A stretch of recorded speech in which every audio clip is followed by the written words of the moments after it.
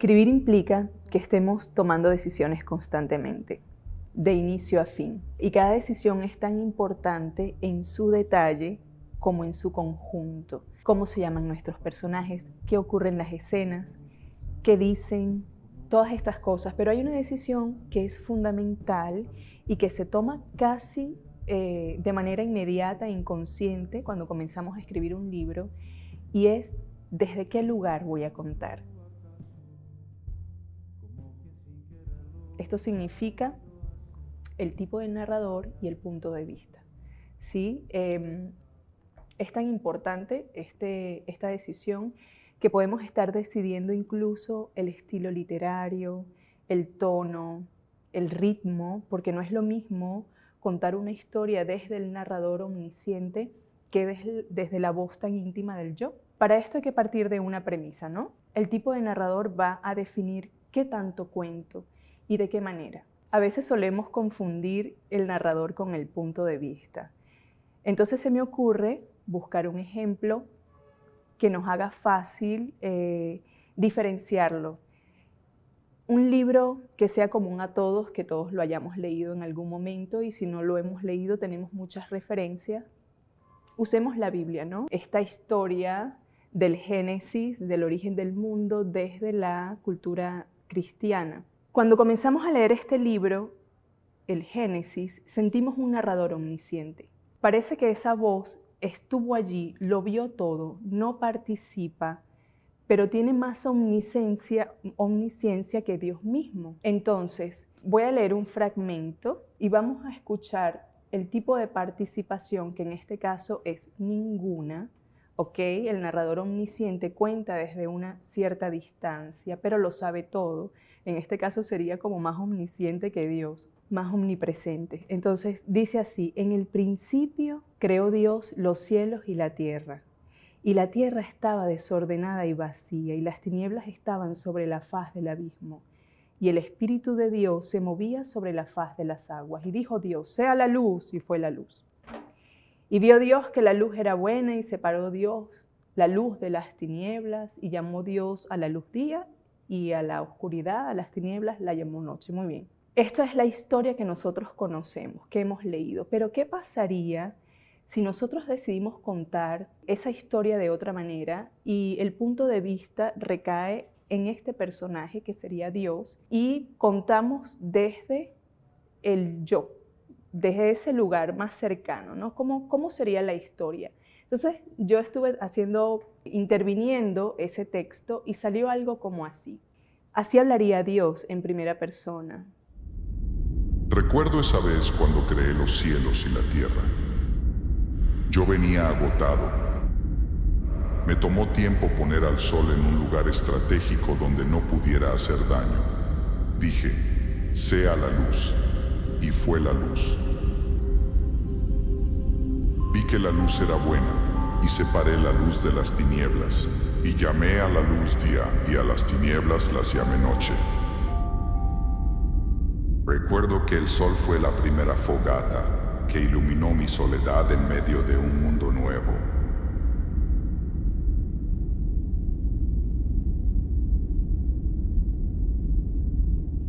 Claramente, la experiencia de la creación es otra, ¿no? Tanto el narrador como el punto de vista se encuentran, y la experiencia es mucho más íntima, mucho más cercana. Podemos sentir, o él puede expresar de primera mano su agotamiento, su soledad también. De hecho, si nosotros quisiéramos intervenir este texto bíblico y jugar con los puntos de vista, pudiéramos contar la historia del origen o la historia del paraíso a través de la mirada de Eva, a través de la mirada de Adán, el punto de vista de los ángeles.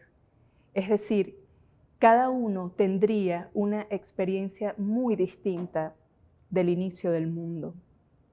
De hecho, las historias bíblicas siempre han sido como un motivo para escribir grandes obras en la literatura universal, ¿no? Recordemos El paraíso perdido de John Milton, Caballo de Troya de J.J. Benítez, La Divina Comedia de Dante.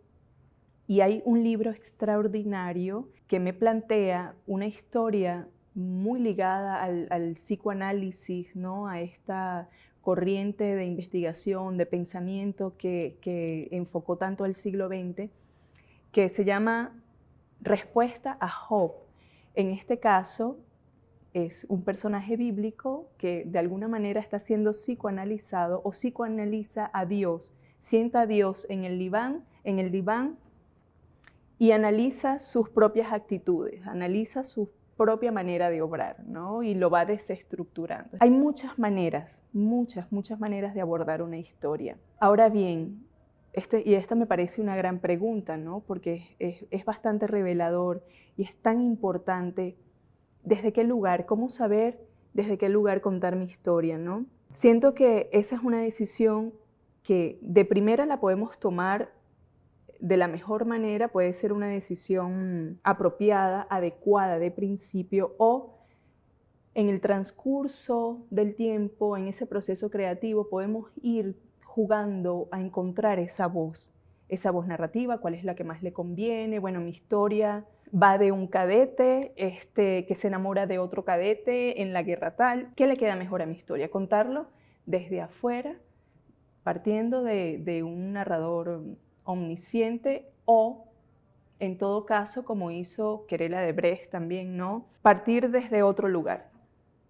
¿Cómo lo hago? ¿Qué le queda mejor? Yo creo que para responder a esta pregunta, que es una búsqueda también en la que la historia se nos va apareciendo con un universo muy lógico, lo que más importa es que encontremos el lugar más efectivo, ese lugar donde la historia puede brillar, donde mis personajes pueden hacer notar mejor su psicología, donde el estilo lógico, coherente con la naturaleza de mi texto pueda resaltar, ¿no? Así que son decisiones que, si bien no las tenemos de principio, podemos ir haciendo ejercicios, algunos ejercicios para probar tipos de narradores con puntos de vista, o a veces son decisiones que las tenemos tomadas desde hace tiempo, incluso antes de comenzar a escribir, y también funciona, ¿no? Parece que en la literatura ocurre como en la vida. No hay verdades, solo hay percepciones individuales de una realidad, ¿no? Hablaba de cuál sería la forma correcta de elegir ese narrador y ese punto de vista. Bien, cada narrador tiene una manera particular de potenciar una historia. En esta lección decido qué aspecto tendrá mayor preponderancia y qué fuerza discursiva me ayudará a componer el peso argumental de toda la novela. Yo digo que la voz narrativa más efectiva esconde una pregunta crucial, ¿no? Y es esta: ¿cuál de ellas potencia mejor nuestros planteamientos? ¿Cuál se parece más a esa historia que yo quiero contar? Ya decía que podemos hacer algunos ejercicios previos para ir calentando también la pluma, para ir encontrando esa voz, pero lo más importante es que mi historia pueda brillar a través de ese discurso. Es muy importante esta decisión porque en el tipo de voz, en el tipo de narrador, va a descansar otra cosa que no es tan visible. Es el mecanismo de persuasión. La primera persona me persuade de una manera muy singular, ¿ok? Desde el yo, desde lo interno, desde una realidad monologada, desde escasos centímetros de la realidad y el personaje. Estamos prácticamente dentro del personaje, constantemente, de inicio a fin. El narrador omnisciente me tiene que desarrollar otro mecanismo persuasivo, ¿no? Ya tiene que armar todo de una manera que lo de afuera y lo de adentro confluyan, ¿no? Es un trabajo muy interesante ese narrador. Ahora bien, parece que hay muchos tipos de narradores. Narradores equiescentes, qué sé yo. Disculpen si soy reduccionista, pero para mí los narradores son básicos. La primera persona, la tercera, y de ahí se derivan otros más. Ahora bien, Lo que importa saber de esto es a qué distancia quiero yo que se cuenten los hechos, ¿no?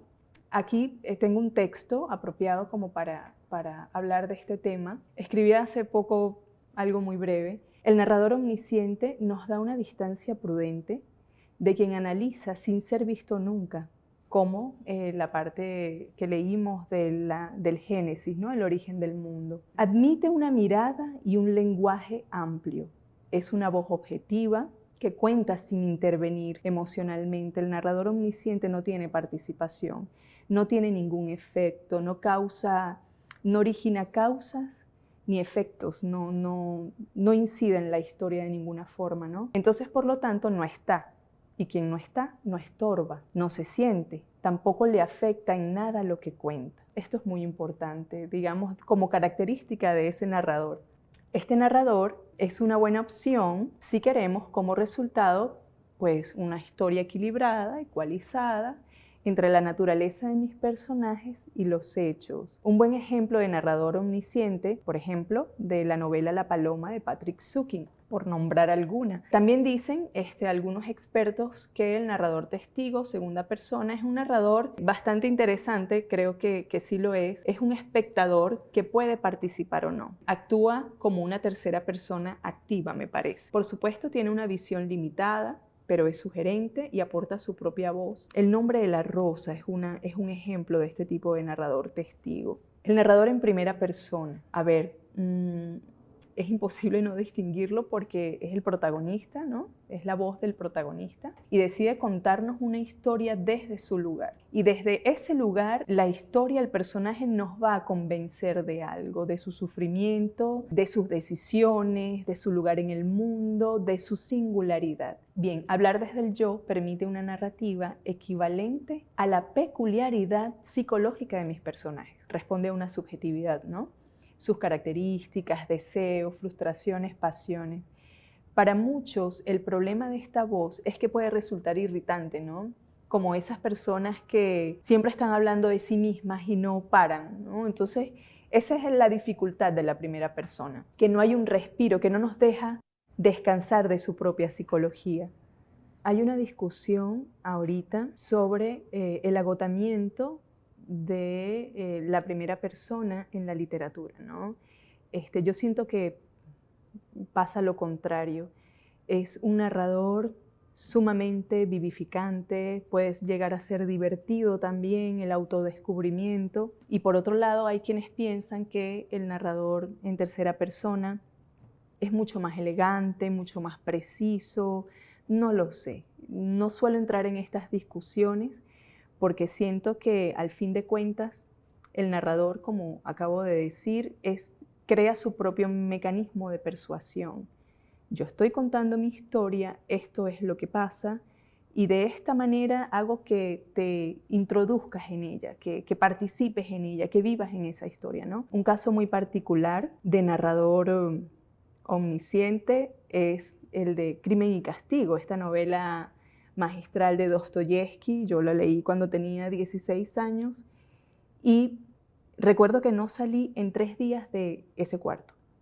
Quedé totalmente encerrada, cautivada por ese narrador, por esa historia, y no sé en qué momento, hablo del mecanismo de la persuasión, no sé en qué momento yo casi al final de la novela estaba a favor de un asesino, no quería que Raskolnikov se entregara.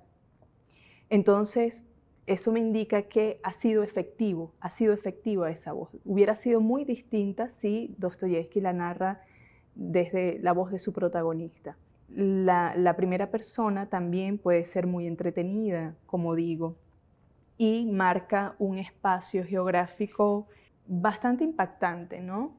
Esta novela está escrita en primera persona de esta autora, Amélie Nothomb, se llama La nostalgia feliz. Comienza de esta manera y comienza, por supuesto, tomando la decisión de contarse en primera persona. Esa decisión se siente de principio. Todo lo que amamos se convierte en una ficción.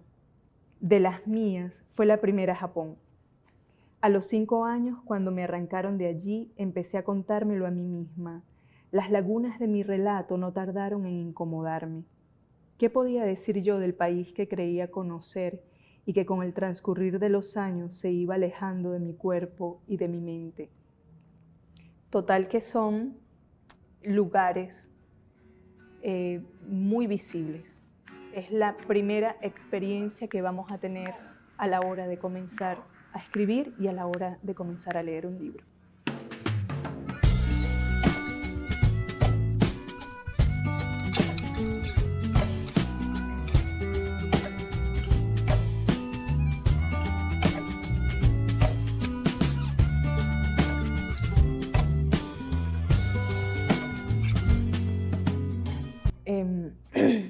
Yo creo que ahí termino.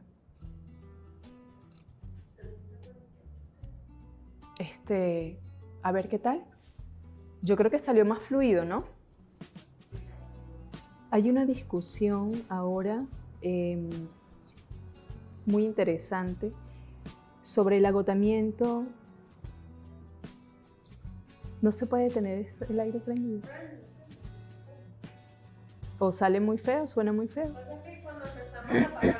No decimos, por ejemplo, en este momento voy a introducir aquí un oxímoron y una síncope. Perdón, voy a volver a empezar.